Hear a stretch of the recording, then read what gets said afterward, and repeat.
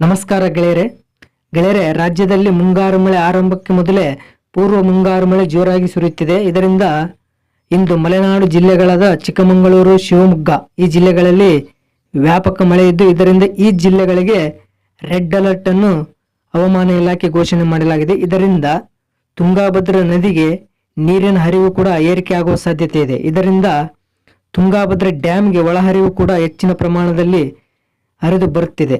ಸ್ನೇಹಿತರೆ, ಇವತ್ತಿನ ತುಂಗಾಭದ್ರಾ ಡ್ಯಾಮ್ನಲ್ಲಿರುವ ನೀರಿನ ಪ್ರಮಾಣದ ಬಗ್ಗೆ ಮತ್ತು ಎಷ್ಟು ಅಡಿ ನೀರು ಇದೆ, ಒಳಹರಿವು ಹೊರಹರಿವಿನ ಬಗ್ಗೆ ಸಂಪೂರ್ಣ ಮಾಹಿತಿ ತಿಳಿಯೋಣ. ಅದಕ್ಕಿಂತ ಮೊದಲು ಈ ವಿಡಿಯೋಗೆ ಲೈಕ್ ಮಾಡಿ, ತಪ್ಪದೆ ನಮ್ಮ ಚಾನಲ್ ಸಬ್ಸ್ಕ್ರೈಬ್ ಮಾಡಿ, ಹಾಗೆ ವಿಡಿಯೋ ಹೆಚ್ಚು ರೈತರಿಗೆ ಶೇರ್ ಮಾಡಿ. ಗೆಳೆಯರೆ, ಇಂದು ಅಂದರೆ 20/5/2025 ಅಂದರೆ ಇಂದಿನ ತುಂಗಾಭದ್ರಾ ಡ್ಯಾಮ್ನ ನೀರಿನ ಮಟ್ಟ ಬಂದು 1587 ಅಡಿ 07 ಇಂಚು ನೀರಿದೆ.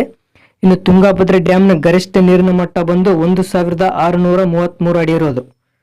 ಇನ್ನು ತುಂಗಾಭದ್ರಾ ಡ್ಯಾಮ್ನಲ್ಲಿ ಇಂದು 8.75 TMC ನೀರು ಸಂಗ್ರಹವಾಗಿದೆ. TB ಡ್ಯಾಮ್ನ ಗರಿಷ್ಠ ನೀರಿನ ಸಂಗ್ರಹ ಬಂದು 105.78 TMC. ಇನ್ನು ಒಳಹರಿವಿನ ವಿಷಯಕ್ಕೆ ಬರೋದಾದ್ರೆ ಇಂದು 6261 ಕ್ಯೂಸೆಕ್ ನೀರು ಒಳಹರಿವು ಆಗ್ತಾ ಇದೆ.